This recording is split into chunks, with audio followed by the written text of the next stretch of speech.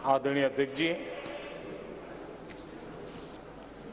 नए संसद भवन का यह प्रथम और ऐतिहासिक सत्र है। मैं सभी माननीय सांसदों को और सभी देशवासियों को बहुत बहुत शुभकामनाएं देता हूं। आदरणीय अध्यक्ष जी, आज प्रथम दिवस के प्रथम सत्र में नए सदन में आपने मुझे बात रखने के लिए अवसर दिया है, इसलिए मैं आपका बहुत बहुत आभार व्यक्त करता हूं। इस नए संसद भवन में मैं आप सभी माननीय सांसदों का भी हृदय से स्वागत करता हूं। ये अवसर कई मायनों में अभूतपूर्व है। आजादी के अमृत काल का ये उषा काल है और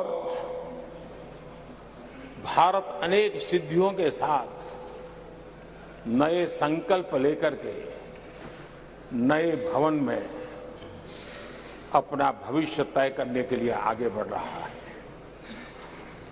विज्ञान जगत में चंद्रयान 3 की गगनचुंबी सफलता हर देशवासी को गर्व से भर देती है। भारत की अध्यक्षता में G20 का असाधारण आयोजन विश्व में इच्छित प्रभाव, इस अर्थ में ये अद्वितीय उपलब्धियां हासिल करने वाला एक अवसर भारत के लिए बना। इसी आलोक में आज आधुनिक भारत और हमारे प्राचीन लोकतंत्र का प्रतीक नए संसद भवन का शुभारंभ हुआ है। सुखद संयोग है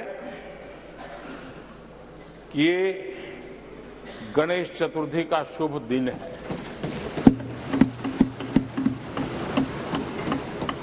गणेश जी शुभता और सिद्धि के देवता है।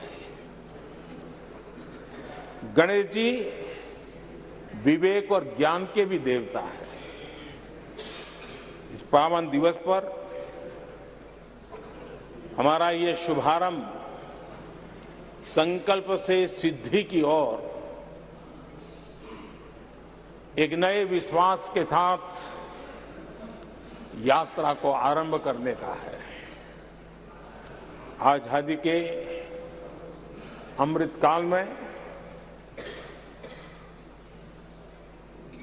हम जब नए संकल्पों को लेकर के चल रहे हैं, तब अब जब गणेश चतुर्थी का पर्व आज है, तब लोकमान्य तिलक की याद आना बहुत स्वाभाविक है।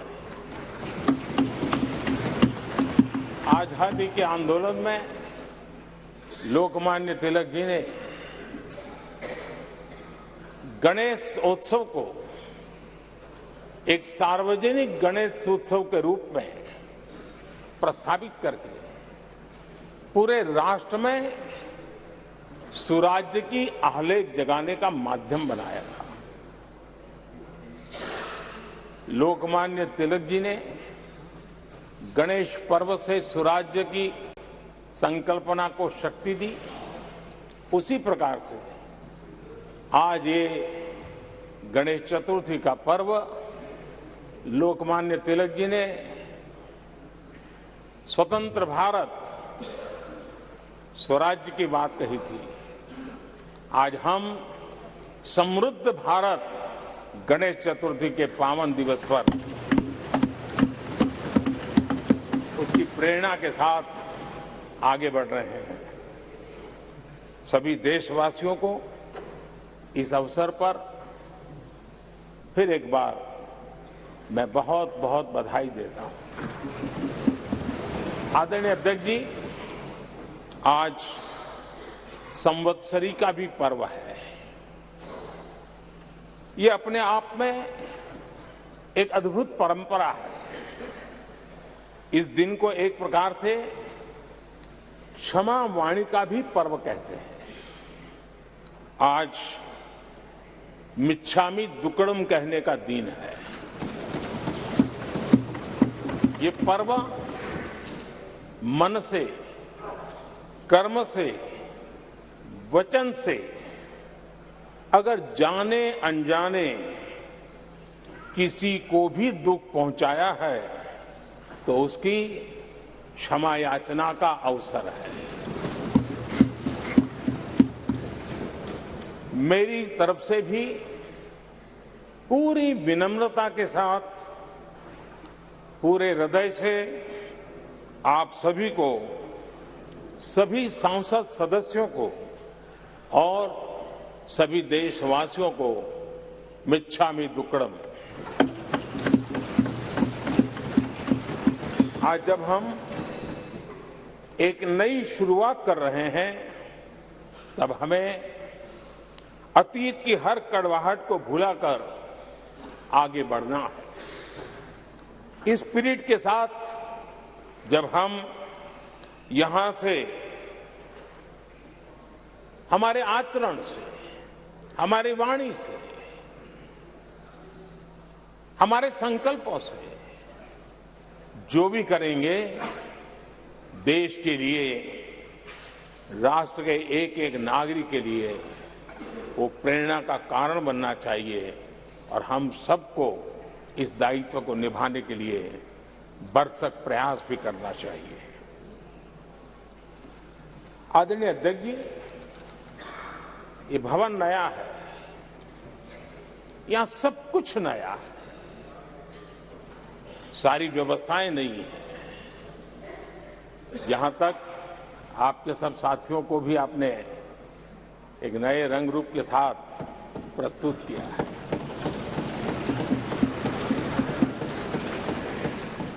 सब कुछ नया है, लेकिन यहां पर कल और आज को जोड़ती हुई एक बहुत बड़ी विरासत का प्रतीक भी मौजूद है।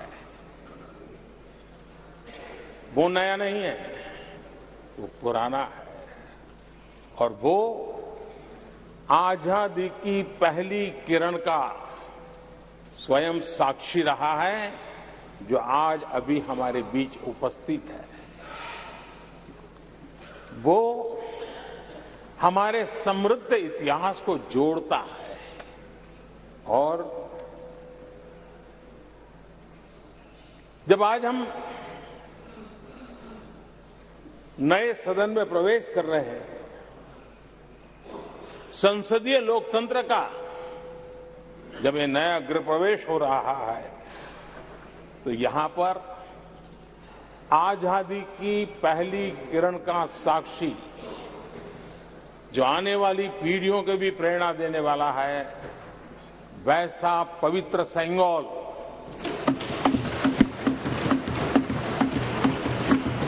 और ये वो सेंगोल है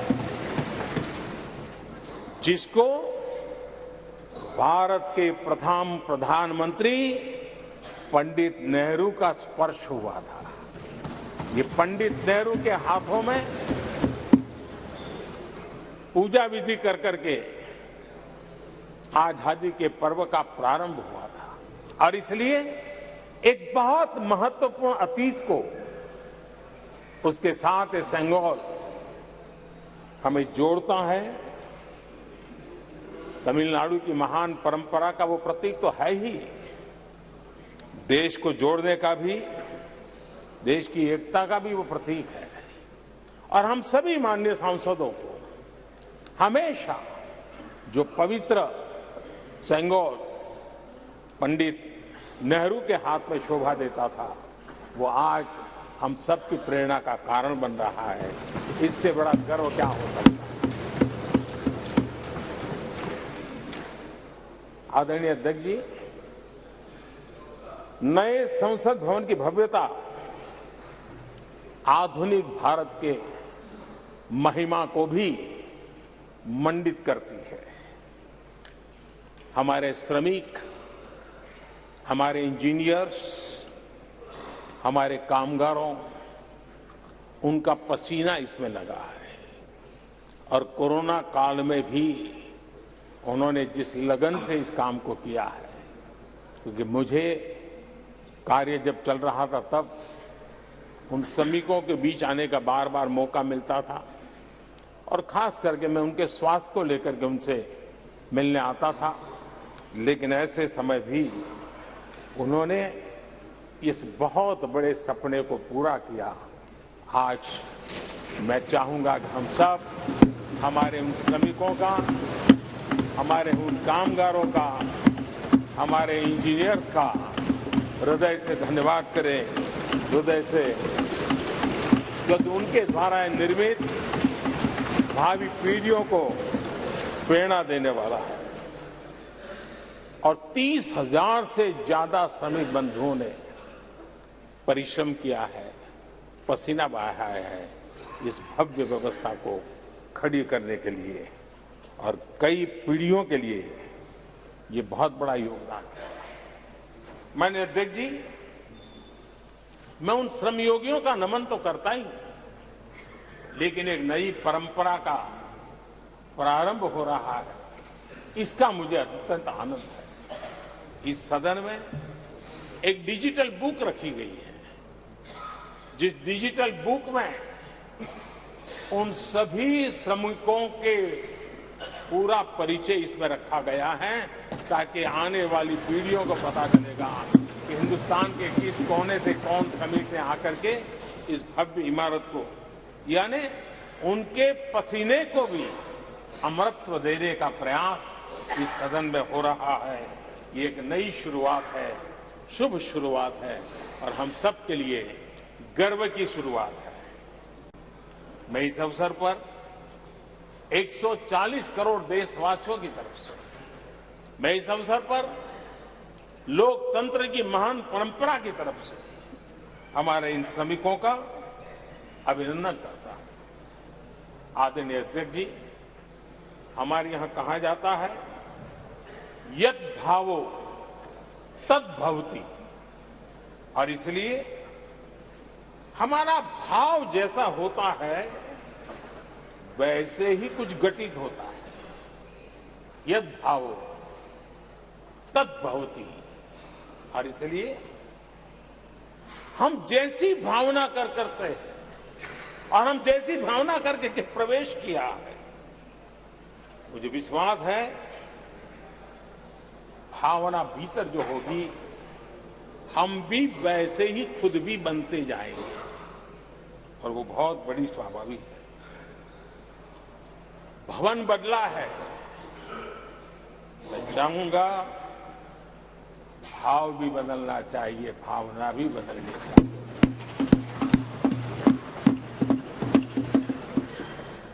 संसद राष्ट्र सेवा का सर्वोच्च स्थान है। ये संसद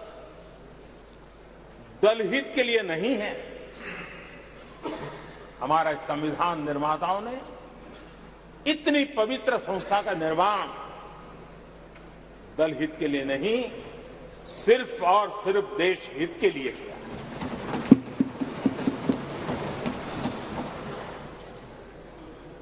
नए भवन में हम सभी अपने वाणी से, विचार से, आचार से संविधान के जो स्पिरिट है उन मानदंडों को लेकर के, नए संकल्पों के अनुसार नई भाव को लेकर के, नई भावना को लेकर के, मैं आशा करता हूं अध्यक्ष जी, आप कल भी कह रहे थे, आज भी कह रहे थे, कभी स्पष्ट कह रहे थे, कभी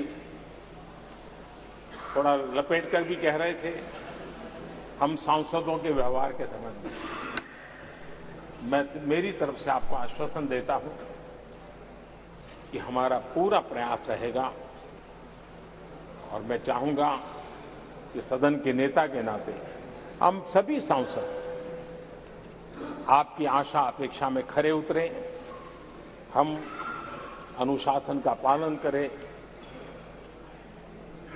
देश हमें देखता है, आप जैसा दिशा निर्देश करें। लेकिन माननीय अध्यक्ष जी, अभी चुनाव तो दूर है और जितना समय हमारे पास बचा है इस पार्लियामेंट के, मैं पक्का मानता हूं कि यहां जो व्यवहार होगा ये निर्धारित करेगा कि कौन यहां बैठने के लिए व्यवहार करता है और कौन वहां बैठने के लिए व्यवहार करता है। जो वहां ही बैठे रहना चाहता है उसका व्यवहार क्या होगा, और जो यहां आकर के भविष्य में बैठना चाहता है उसका व्यवहार क्या होगा, इसका फर्क बिल्कुल आने वाले महीनों में देश देखेगा और उनके बर्ताव से पता चलेगा, ये मुझे पूरा विश्वास है। आदरणीय अध्यक्ष जी, हमारे यहां वेदों में कहा गया है, सम्यच्च सब्रता भूत्वा वाचम वदत भद्रया, अर्थात हम सब एक मत होकर, एक समान संकल्प लेकर कल्याणकारी सार्थक संवाद करें। यहां हमारे विचार अलग हो सकते हैं, विमर्श अलग हो सकते हैं, लेकिन हमारे संकल्प एकजुट ही होते हैं, एकजुट ही रहते हैं, और इसलिए हमें उसकी एकजुटता के लिए भी भरपूर प्रयास करता रहना चाहिए। आदरणीय अध्यक्ष जी, हमारी संसद ने राष्ट्रहित के तमाम बड़े अवसरों पर ही इसी भावना से काम किया है। न कोई इधर का है न उधर का है, सब कोई राष्ट्र के लिए करते रहे। मुझे आशा है कि इस नई शुरुआत के साथ इस संवादीय के वातावरण में और इस संसद के पूरे डिबेट में हम उस भावना को जितनी ज्यादा मजबूत करेंगे, हमारी आने वाली पीढ़ियों को अवश्य हम प्रेरणा देंगे। संसदीय परंपराओं की जो लक्ष्मण रेखा है, उन लक्ष्मण रेखा का पालन हम सबको करना चाहिए, और वो स्पीकर महोदय की अपेक्षा को हमें जरूर पूरा करने की कोशिश करनी चाहिए। आदरणीय अध्यक्ष जी, लोकतंत्र में राजनीति, नीति और शक्ति का इस्तेमाल ये समाज में प्रभावी बदलाव का एक बहुत बड़ा माध्यम होता है, और इसलिए स्पेस हो या स्पोर्ट्स हो, स्टार्टअप्स हो या सेल्फ हेल्प ग्रुप हो, हर क्षेत्र में दुनिया भारतीय महिलाओं की ताकत देख रही है। G20 की अध्यक्षता, विमेन लेड डेवलपमेंट की चर्चा आज दुनिया इसका स्वागत कर रही है, स्वीकार कर रही है। दुनिया समझ रही है कि सिर्फ महिलाओं के विकास की बात इनफ नहीं है।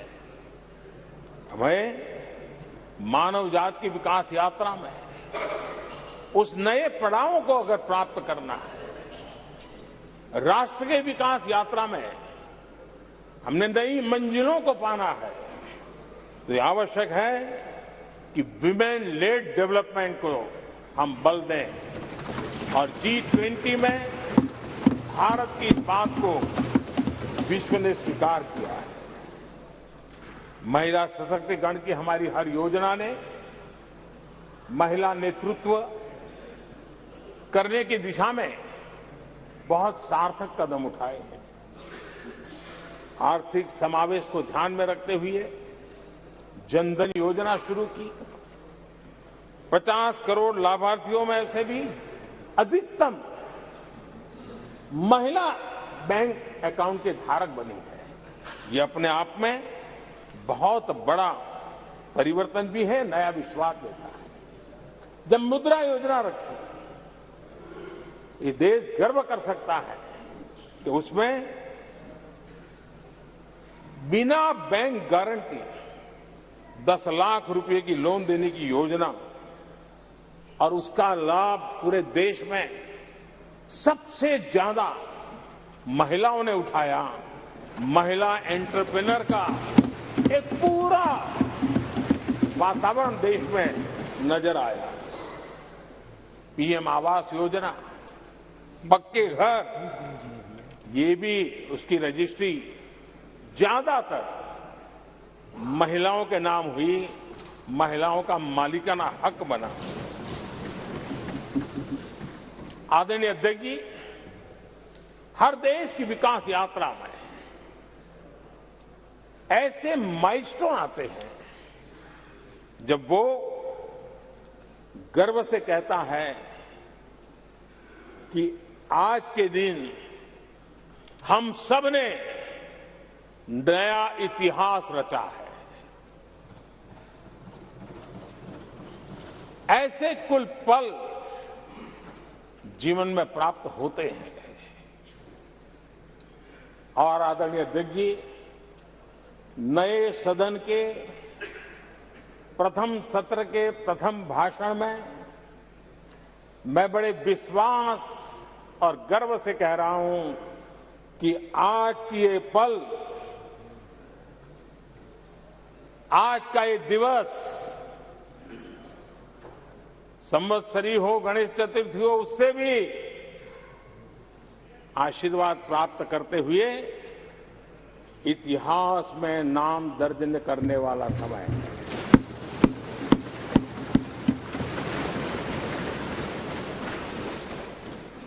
हम सबके लिए पल गर्व की पल है। अनेक वर्षों से महिला आरक्षण के संबंध में बहुत चर्चाएं हुई हैं, बहुत वाद विवाद हुए हैं। महिला आरक्षण को लेकर संसद में पहले भी कुछ प्रयास हुए हैं। 1996 में इससे जुड़ा बिल पहली बार पेश हुआ था। अटल जी के कार्यकाल में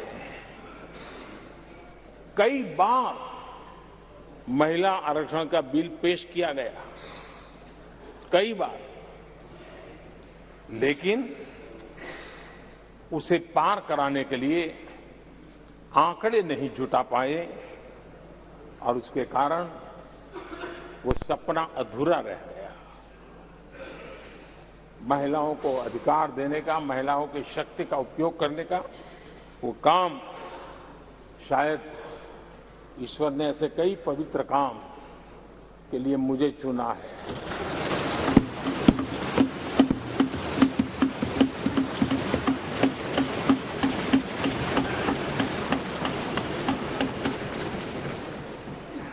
एक बार फिर हमारी सरकार ने इस दिशा में कदम बढ़ाया है। कल ही कैबिनेट में महिला आरक्षण वाला जो विधेयक है उसको मंजूरी दी गई है।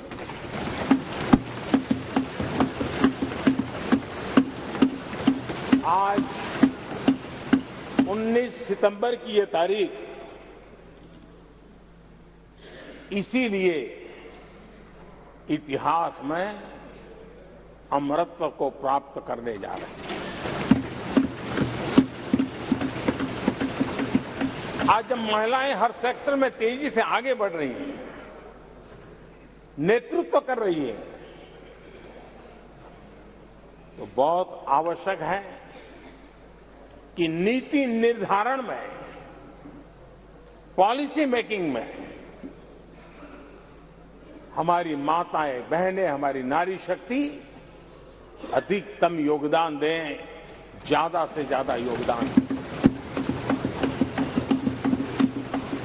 योगदान ही नहीं, वे महत्वपूर्ण भूमिका निभाएं। आज इस ऐतिहासिक मौके पर नए संसद भवन में सदन की पहली कार्यवाही के रूप में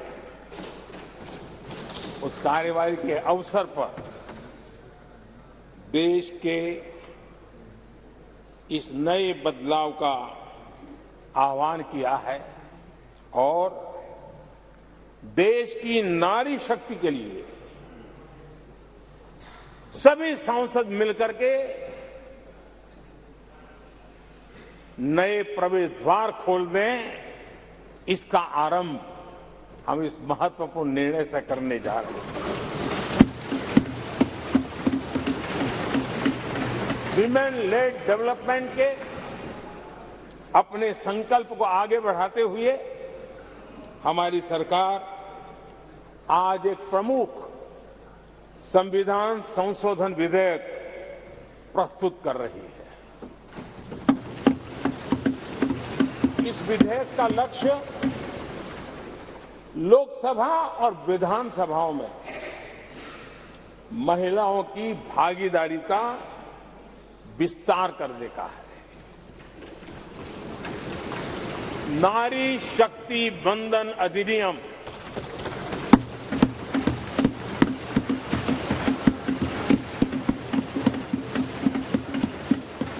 नारी शक्ति बंधन अधिनियम, इसके माध्यम से हमारा लोकतंत्र और मजबूत होगा। मैं देश की माताओं, बहनों, बेटियों को नारी शक्ति बंधन अधिनियम के लिए बहुत बहुत बधाई दूंगा। मैं सभी माताओं, बहनों, बेटियों को आश्वस्त करता हूं कि हम इस बिल को कानून बनाने के लिए संकल्पबद्ध है।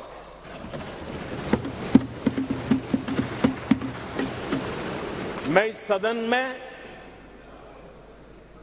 सभी साथियों से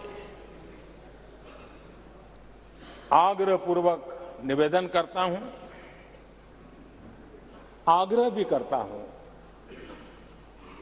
और जब एक पावन शुरुआत हो रही है, पावक विचार हमारे सामने आया है, तो सर्वसम्मति से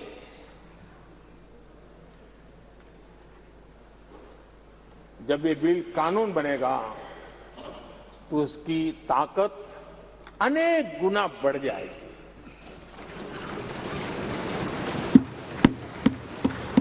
और इसलिए मैं सभी माननीय सांसदों से, दोनों सदन के सभी माननीय सांसदों से इसे सर्वसम्मति से पारित करने के लिए प्रार्थना करते हुए आपका आभार व्यक्त करता हूं कि इस नए सदन के प्रथम सत्र में मुझे आपने मेरी भावनाओं को व्यक्त करने का अवसर दिया।